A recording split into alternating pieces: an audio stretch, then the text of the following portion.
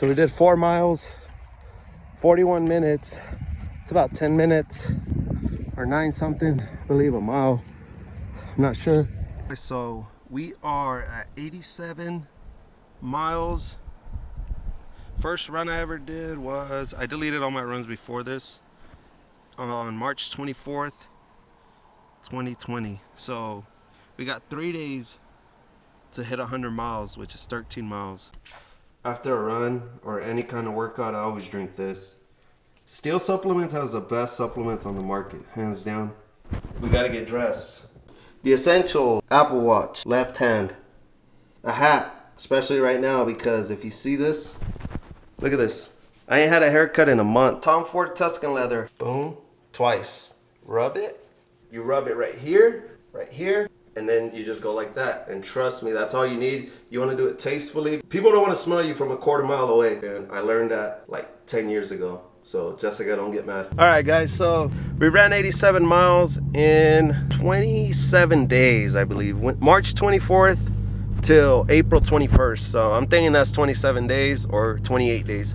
Our goal is 100 miles. Okay, so before this, the most I would run would probably be about 5-7 miles a week. The only time I would run, it would be to warm up my body. So now all the gyms are closed, so I decided to start jogging. I had jogged outside a few times a long time ago, like 5-6 years ago, but I never really got that into it. So it's kind of like it's like therapy, and I fell in love with it. So even though we're locked down, I found a new hobby. Guys, I haven't looked at the truck myself, but let's see what the hell happened here. This guy hit a deer. The radiator got replaced, which is right there behind the fan. The condenser got replaced. They need to replace the hose for the AC because it busted as well. The air-to-air for the, I don't even know where the hell that's at, but that messed up. But that got fixed. And as you can see right there is hair from the deer. That repair there cost, radiator was $742, and part tow was like $1,100-$1,200.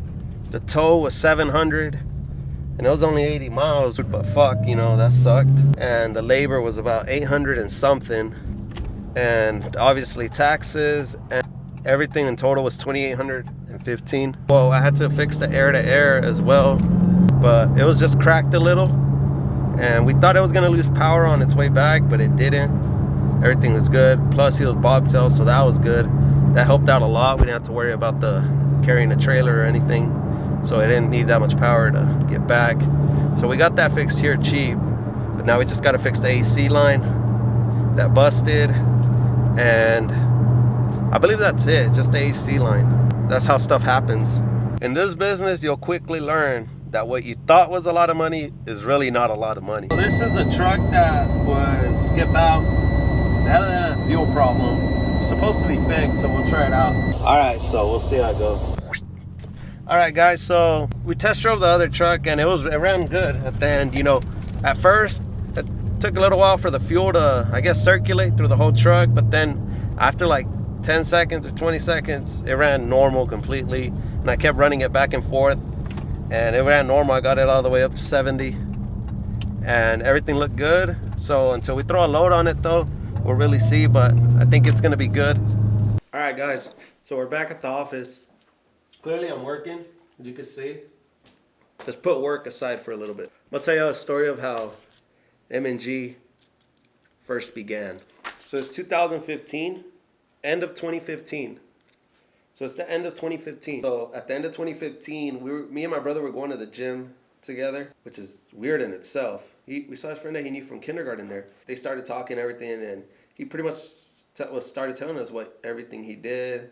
He was in trucking, how many trucks he had, stuff like that, drivers. And then he told us exactly, like he was real transparent. He told us literally how much they would make, you know, all his expenses, stuff like that, how much you keep. And honestly, I didn't honestly believe it at first. I thought you needed college to make money. That's what I was always taught. That's what I thought you needed.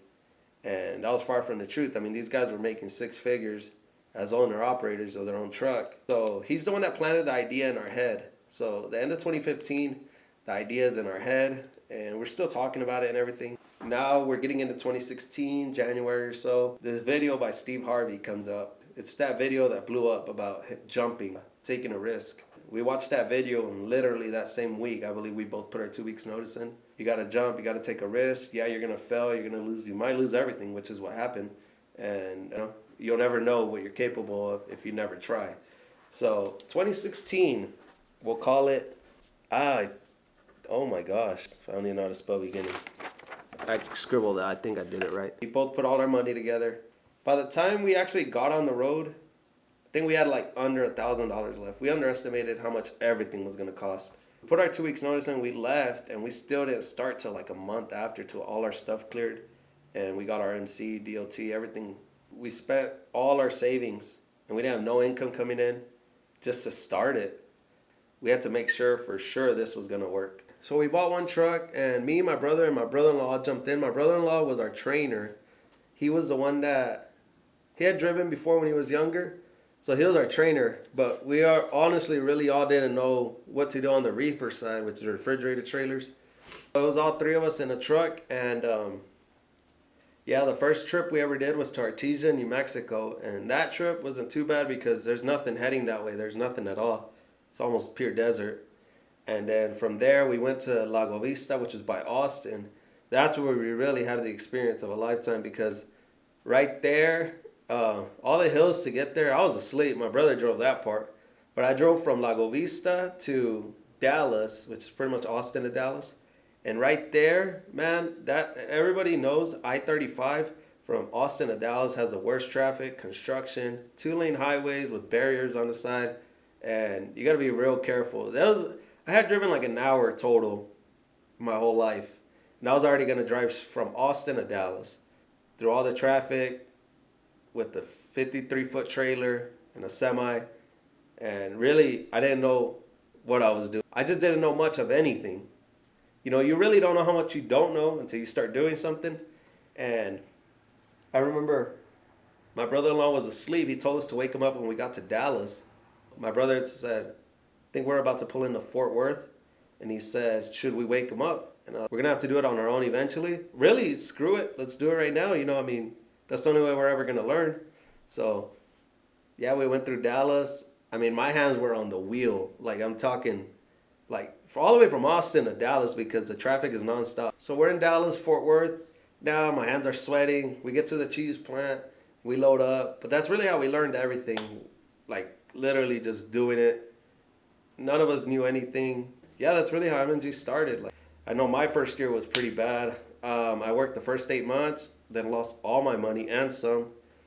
Hey, but that's part of it because there's no way I feel like everything that you go through is a test to see how bad you really want something. Like if I want to be a millionaire, okay, well here's this test, Can you really handle it? Can you handle the bigger problems that are going to come when you get to where you want? And that's like when you have problems and it's demoralizing to lose all your money and everything. You got to have good people around you to keep pushing you. And I think we've always had that. Even the friends we talk to on our phone, stuff happens to them as well. They own trucking companies. They go through the same shit. And we just boost each other up, even if they're not within your company, but just good people around you. So that's how the trucking thing began. All right, guys. They let us take the vet to get some food. We're going to Dickies because I got to swap some tires out on one of the trucks. So I got to be there to check it out, make sure which tires it needs to be swapped. But check this out. This is my third time driving a manual car. I love it. It's way funner than driving an automatic. The first time I ever ate this was in Whitesboro, Texas, right off of 82, I believe, north of Dallas. How do you open the door? Oh. All right, guys. We're about to go wash the car.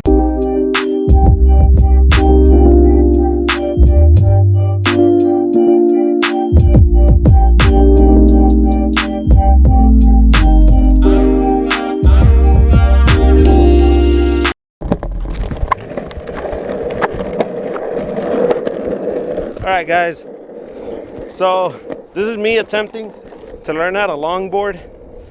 Long story short, I saw some guys doing it the other day and I just thought, it was like the coolest thing ever.